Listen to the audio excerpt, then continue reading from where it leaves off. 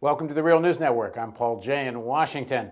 Now joining us to talk about President Obama's State of the Union is Heather Boushey. Heather is at the Center for American Progress. She's also on the editorial board of Working USA and the Journal of Poverty. Thanks for joining us.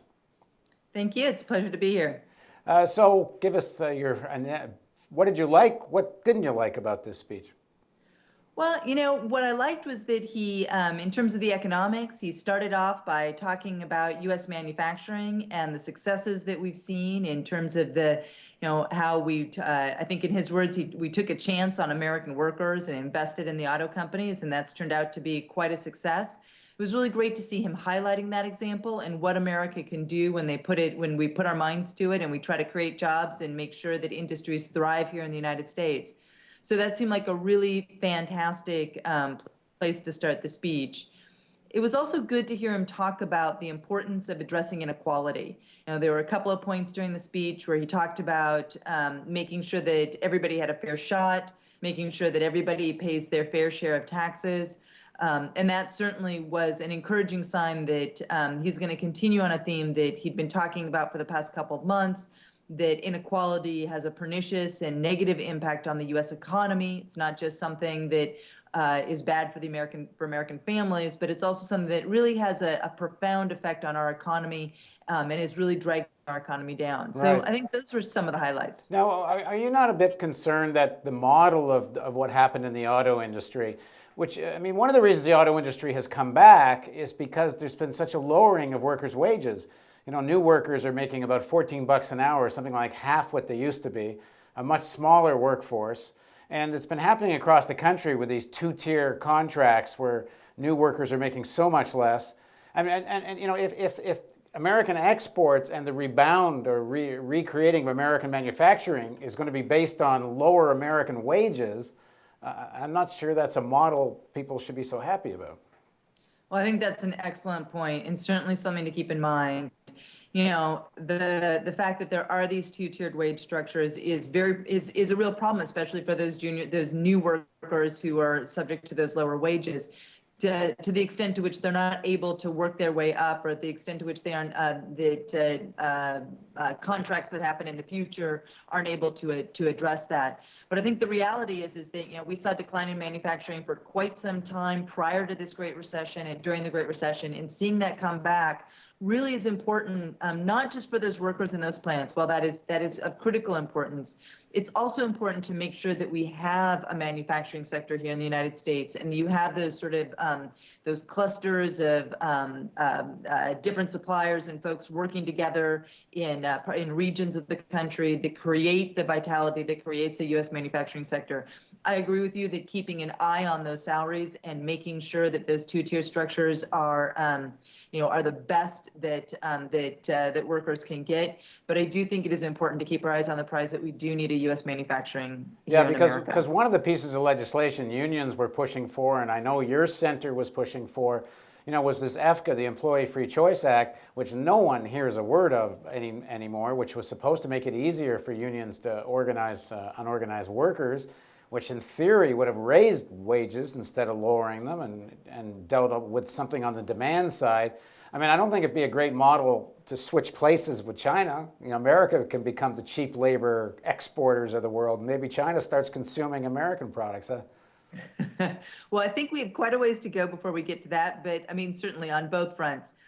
The Employee Free Choice Act, an important piece of legislation. It is important that workers have the right to have their voice heard, that they have the right to organize, and that the federal government is doing its part to make sure that they're creating something closer to a level playing field between workers who want to organize and their bosses who are oftentimes making it very difficult for them to have a democratic process. So that is an important piece of legislation. It's a real tragedy that didn't happen already, and certainly this Congress is not interested in even talking about that, let alone moving it forward, and that is a real problem. So what were weaknesses, or what didn't you like about the speech? Well, I think I wanted to hear more about I wanted to hear more about the kinds of jobs that we'd be creating. I also thought it was interesting that while the president did talk about extending the payroll tax cut, which I'll note that the TV show I was watching then panned to Eric Cantor, who actually smiled and clapped. So that was great because that tax cut now has only been extended through February, and so we need to extend it for the rest of the year. What I didn't hear, however, was him talking about the unemployment benefits for the long-term unemployed that also expire at the same time that the payroll tax credit does. Now, I think one of the stories that's gotten a little bit lost in terms of how the labor market is or is not progressing is that we still have record high numbers of long-term unemployed who've been unable to find work, and we need to make sure that we're keeping those benefits flowing to those workers and their families. Does it concern you at all that, this is a speech that really launches the Obama election campaign? I suppose it kind of started before, but this is the big public launch. And so if everybody runs from the left, more or less, when they run, especially Democrats, but even Newt Gingrich is running on some kind of weird anti-capitalist platform here, because that's the mood of people.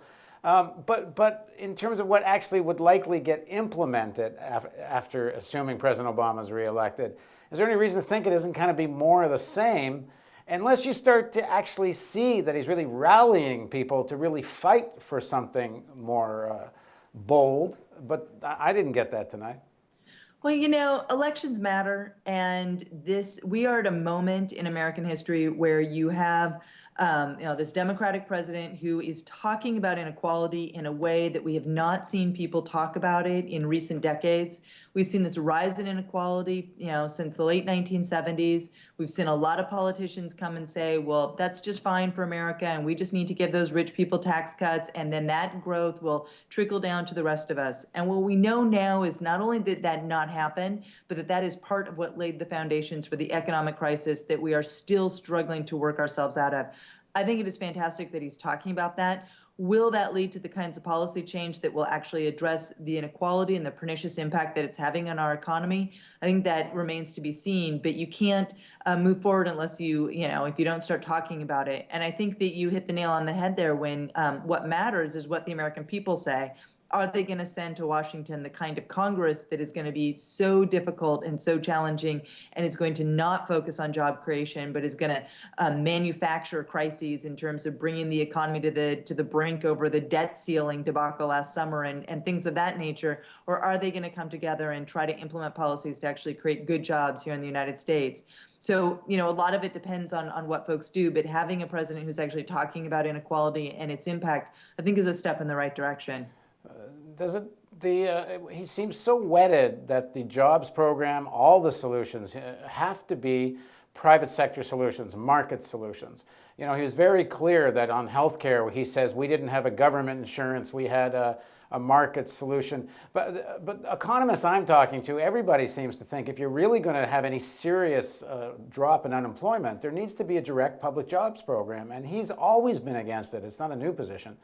And with the state of the global economy, and he didn't even mention what's going on in Europe. I mean, we could be on the edge of another major crash. He kind of just ignored that whole situation.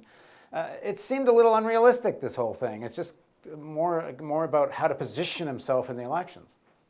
Well, you have to remember, he was talking to Congress. So he's talking to the people who he's trying to get to pass legislation. And I think that, when the president goes and does a State of the Union and speaks to Congress, tries to focus on things that Congress will do or, slapping them on the wrist for things they haven't done, it seemed very tweaked to that particular audience. And so, the focus, I think, was on things that have some sort of snowball's chance of moving forward in this Congress, and things that he could really say, hey, you all need to do this, and things that he thought that they could work on. We have a very, very conservative House right now being run by Republicans who, again, have not let anything happen over the past year that would move us towards the kind of job creation that we need to see. So it seemed like, he was playing to that audience. So quickly, just to sum up, if there's one thing you wish he would have said, what would it have been?